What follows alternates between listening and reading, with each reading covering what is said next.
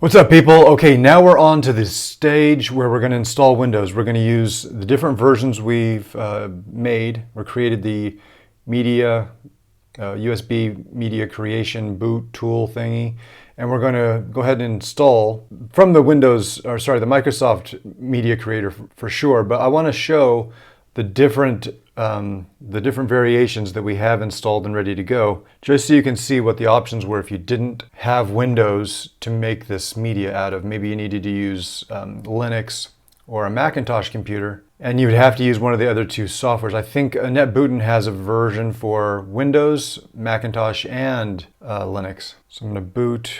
Let's see, we're going to go to F10 in this case. We're going to boot off of that media, USB media. Which one did I grab? I think I grabbed the Windows one. Sometimes you get some weird artifacts in the bottom because something about the video card usually. This is a really old machine. This particular machine that I'm doing all this work on right now is, it's a NUC, Intel NUC. It's a Celeron processor, so it's on the very low end of what you should have to install Windows with. It has 4 gigs of RAM though. Okay, so I don't want to start here, but this is what Windows looks like. Let me get into one of the other USB media softwares, which is going to be, this one's Rufus. And Rufus is one that's most popular, it seems like. UNetbootin is one I use when all else fails. And then I have another one, which I might have mentioned, called Yumi, which is a multi-boot. And that's a really nice piece of software where you can create, if you have a really large USB media or flash drive, you can install multiple ISOs on there, and it would give you the option to boot from multiple ISOs at the same time. So I install a lot of Linux ISOs on that type of USB drive, and then I can choose if I want to live boot into a Linux installation. I can just choose whichever flavor I'm feeling like that day and just boot right into it. Uh-oh, I need to get into the boot menu. Okay, so Rufus looks a lot like the other one did. So let's see, and that's a little bit of a surprise. I thought it would look a little differently. I thought the bootloader would look different. Let's go into UNetbootin. See what this one looks like. I'll go into F10 for the boot menu. Now everybody's boot sequence is going to be a little different, so you have to look on your computer's options in the bottom when it's that splash screen. You got to look at the bottom to see if it's F2 for setup. It could be F10, could be F11, F12 to boot up. I think in Dell computers it's F12. But anyway, it'll read right on the display as it's booting up. Oh, these things take their sweet time. And different computers are going to respond differently. Like this one, like I said, is a Celeron processor. So it's going to take a little bit longer than most other computers. Certainly most other computers that I have. But I wanted to demonstrate installing Windows on some very modest hardware. Okay, so we have basically the same arrangement with both or all three USB boot sequences. Now, in this case, I'm going to go back to the Windows installation because that's going to have the latest version of Windows 10, because these other two, I loaded it from a ISO I had from 2018. So I'm going back into the Windows Media Creator, boot USB drive, or bootable USB drive.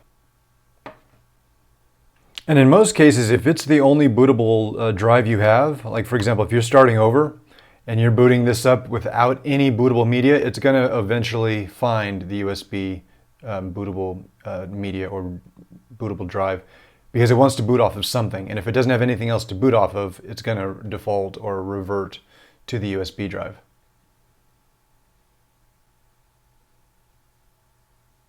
All right, so we have to go next because we like those default options.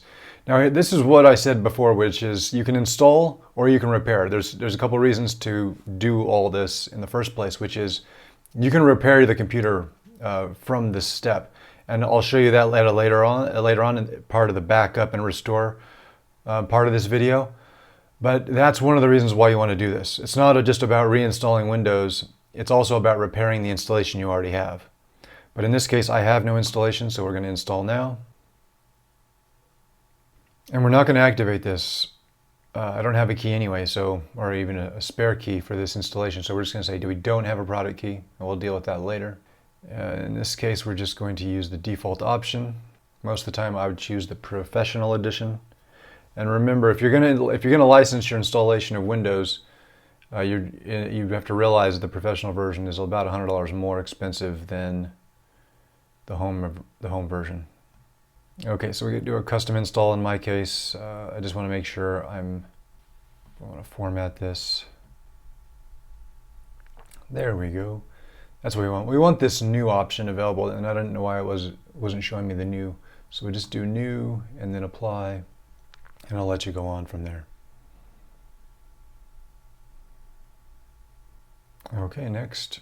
But that's the key. You want the new icon to not be grayed out. So you have to delete the partition or wipe out whatever you have on it and let it do what it wants. It'll automatically partition the drive for you after you click the new option. And again, this installation is going to take a little bit longer because it's a Celeron. I installed this on my newest computer, which is a i9 10-core processor with 64 gigs of RAM, and it installed as if I was downloading a 5 megabyte file. It was ridiculous. So having a Celeron processor, this is going to actually take an unusual amount of time for most people, because I don't think most people have Celeron processors. But it was really surprising to see it just right here on the side, where this computer installed Windows in probably 15 seconds. I mean, no exaggeration. It just, like, the measure just went like this and it didn't stop. And that's a combination of things, I guess, because you have to have a particular USB drive that's fast enough to do that. So I had the 3.0 USB drive plugged into a faster USB port, and then the most recent Intel processor. After this, we're going to run through the setup and then the most important part, which is the backup and restore. The backing up, of course, is more important than anything because you need to make sure that you get all your files. One of the things that people often get really scared about, or at least have this sense of panic when they have some problem with their computers, is, oh, I didn't back up any of my files, or I didn't back up any of my pictures. Specifically, pictures are that's so important to people.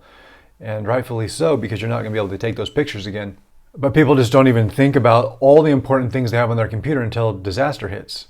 And so what happens is you'll take the computer into the computer repair guy and you'll say, well, you can back up all my files, right? And they will look at the person who brought the computer in and say something like, I'm not sure. I don't know what the problem is yet. All you know is you can't boot into Windows. That could be several problems that cause that result. But one of the things that I'm going to try to make it really easy to do is back up your stuff. And I'm going to show you several different ways to do that. There are easy ways, and there are ways that are easy after you set them up. And we'll restart now. We can probably take out the USB drive at this point. I'm not sure though. I'm going to leave it in and see where it boots from. I'm going to force it. Let's see. I'm going to make it go into this, internal drive rather than the USB drive this time. So I'm going to take my USB drive out just to be sure that it boots off of the internal drive. Pinstripes is not usually a good sign. Come on, Windows, do it. Okay, I'm gonna let this sit for a little while, and then I'm gonna use another installer. Okay, so in this case, I'm gonna abandon that installation. I'm gonna go into another USB drive to boot from. This is gonna be the Rufus version. And this time I'm gonna have two boot drives, so I have to now go into F10 again to choose which boot device I want to start from. Okay. Well, I don't know why it has both. Come on, Celeron, let's go. All right, so we're gonna use the default settings, and we're going to install, not repair. We're not going to use a product key quite yet, if at all. I don't have a product key for this machine anyway, so we'll just say I don't have one. And then we'll choose the default Windows 10 Home. Usually I would use the Pro. I prefer the Pro a lot more, but realize if you're going to license this, the difference in price between the Home and the Pro is about $100. And we're going to do a custom. And if you don't have that new option right here, that means you got to delete the partitions that you see in front of you. So we'll just delete these. So we go back to one blank disk. So it's unallocated space, and we click on the new drive. Windows will partition automatically. All right, so now we have all the partitions. We're going to click next. Now in this case, the Windows Media Creator didn't help us, at least, or let me put it a different way. I can't say it was the media creation tool. It was probably the version of Windows. This version of Windows on the Windows Media Creator tool was the most new recent installation they have. So that obviously didn't work on my hardware. So it's nice to have options, and you have availability to go back in time and get the older version of Windows. Now, most people don't have the old version of Windows. If you need an older version of Windows, I have a lot of ISOs, especially with just from Microsoft and from Dell. So if you need an older ISO, just send me a message and I'll send you one, or I'll tell you where to download it from my stash. But anyway, we're going to see if we get a better result using an older, it's a 2-year-old ISO of Windows 10, using the Rufus Media Creator, otherwise known as a boot disk. The new boot disk. Used to have floppy disks. Where are my floppies? I had some floppies around here somewheres. Oh, I don't know where they went. But anyway, yeah, I used to boot off a floppy, then you'd boot off of a CD, and now you boot off of USB drives, which is definitely by far the most versatile because they're so large. You can get a large, you can get some massive USB drives these days. Come on, Celeron, let's go. Man, these Celerons. And why did I buy this device anyway? I think I was testing this project. I wanted to create a redundant hypervisor situation, so I basically bought 3 NUCs, and I was buying specific versions that would work with ESXi.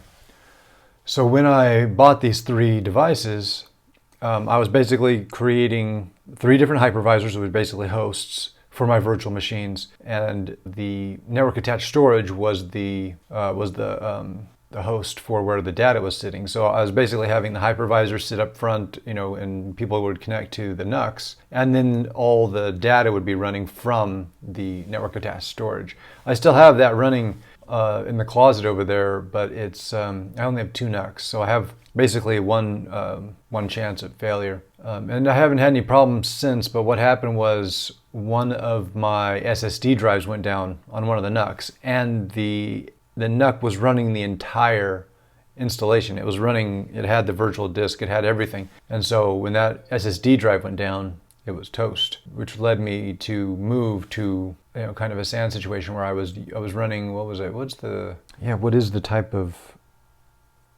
it's an NFS drive, connecting a ESX host to a NFS drive, which is where it pulls all of its server information from, or not the server information, the virtual machine information from. And that's been running fine for a couple of years, but I've already lost the data, and it wasn't a huge loss because I was backing it up, but it was a month's worth of data gone. So I learned my lesson that way. But that's the problem with backing up and restoring, is people aren't usually taking all the precautions necessary before they have a problem. And then they run into a problem, they go, oh, I should have been doing this. Yes, you should have been doing a lot of things, but now you've lost data. And I don't know how much data that is. Everybody has a different situation. Either they backed up, a month ago or a week ago, or they backed up never.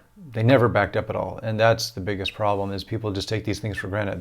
They buy like a smartphone or something like that, and they just think that this thing is going to be basically work to the end of time. They don't realize they're probably going to lose that. And if they haven't realized or made sure that they're backing up their pictures to the cloud, meaning like if an iPhone situation, they're backing up to iCloud. Well, iCloud only gives you a certain amount of space. After that, you have to pay for it. And most people have a lot of pictures and they've tapped out their iCloud accounts, but they don't pay attention to it. They don't want to pay any money for anything, even though it's only $1 a month. And so they lose their stuff. They don't realize that they could use Google to be redundant, a redundant backup to their iCloud, and Google gives you 15 gigs of data. But people don't understand this technology or all these options available to them. They just take this technology for granted because they just pay for it and they expect it to just work for them until it doesn't, and then they freak out because they lost all their shit. So like I said, one of the things that I'm going to go through extensively is backing up and how to back up in an automated way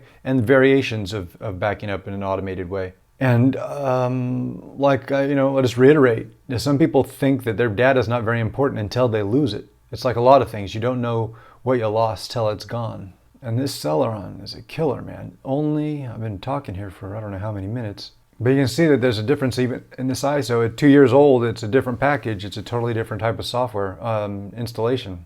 It's taking a lot longer than the new Windows 10 off of the Microsoft Media Creation tool. Come on, Celeron, let's go. Tired of waiting around. This is bullshit. Yeah, I just installed this. My latest and greatest installation right here was for gaming, and it is what is it?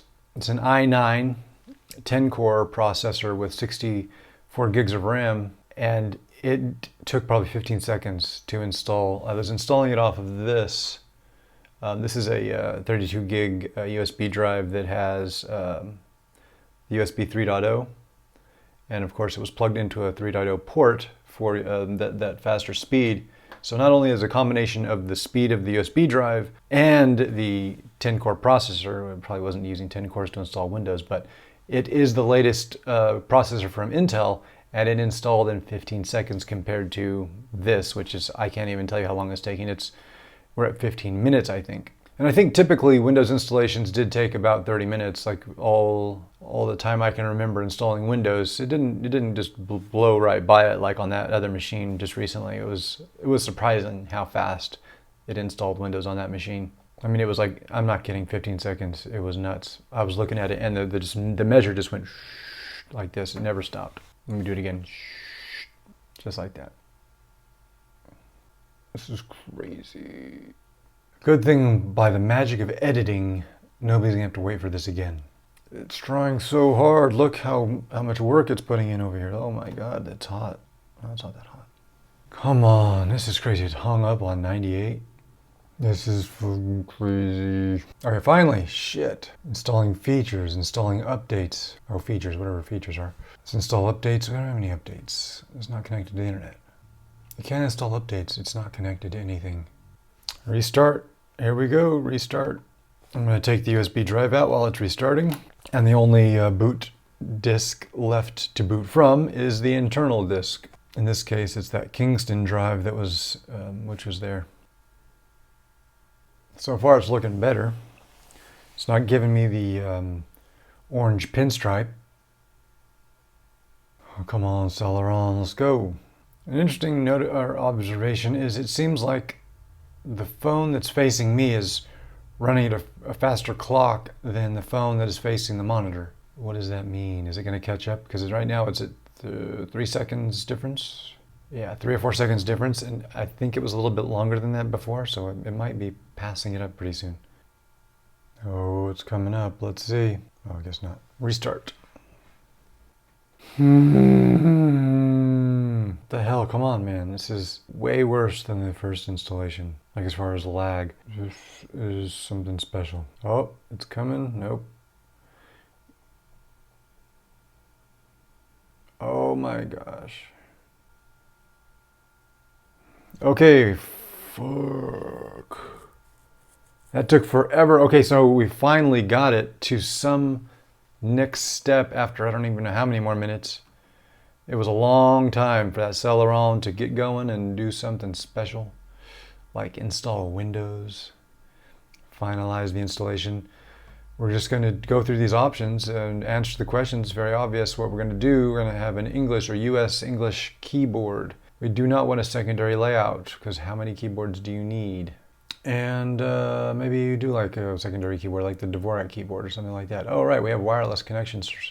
We definitely want to connect to our wireless.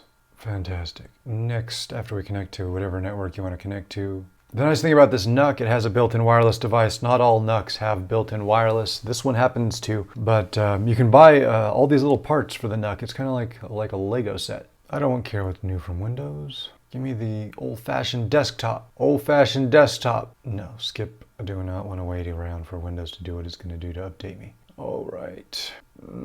Let's add my account. Yeah, let's add my account. It's going to be Tech in Spades. And next. What? Can I get rid of this? Can I not have this? Okay, let's do that. Create the account. Create the email. Fine. It's already? I didn't know that. Okay, let's go back. Maybe I can use, hopefully I can remember the password. Oh, come on. Create a pin, fine, we'll create a pin. It didn't let me skip it. Oh, tabbing down was, oh, there's the keyboard. Keyboard's not the best. Come on, man. Hopefully that does it. Come on, man, let's do the Celeron. Let's go. I don't care about phone numbers. Backup, no. Let's not back up this time. I mean, automatically to Microsoft. Try for free, no. Just get me through this, don't sell me shit. Decline, I do not want Corona, or whatever her name is. Do more across, no. All my answers to Windows is always no. See the watch. No, no, no, no. No Windows, no Microsoft, no. That should say no. Takes several minutes. Oh my God. Several more minutes. This Celeron thing is really taking a long time, and thanks to the magic of editing, nobody's gonna have to watch this or sit through this ever again. It's gonna be cut up to be the most efficient breeze through Windows installation you've ever seen in post. Not in real time. Oh my God. But we don't have orange pinstripe. That's fantastic. That's great news right there. No orange pinstripe is good news. Come on, man. This is ridiculous. This is probably 30 minutes to install this thing. Because here's the problem. It's a really big install. You know, the install ISO is over 4 gigs. What could it possibly need to do? Yes, we don't want Edge or whatever the hell the new version of their browser is. Okay, we have Windows, which is great. Now we can install some software so I can do a screen grab or record the screen. But I might not want to do that because it's a Celeron. That might really make the experience more and more miserable. I might keep it just like this, where we're shooting with the camera the screen. Anyway, on to the next step, which is setup. Setup is the next step, and we're going to run through just real quick what I like to do when setting up a new installation of Windows, because I do not like all these tiles. I don't like this big start menu. There's a few steps that we go through to minimize, and then especially for the Celeron, we're going to increase its efficiency. So we're going to put it into more efficient mode and set up the start menu so it's a little bit nicer. And then we'll get into backups. That's going to be the longest part of this, is the backing up and the restoring part. Onward, onward, onward. Until we're going to do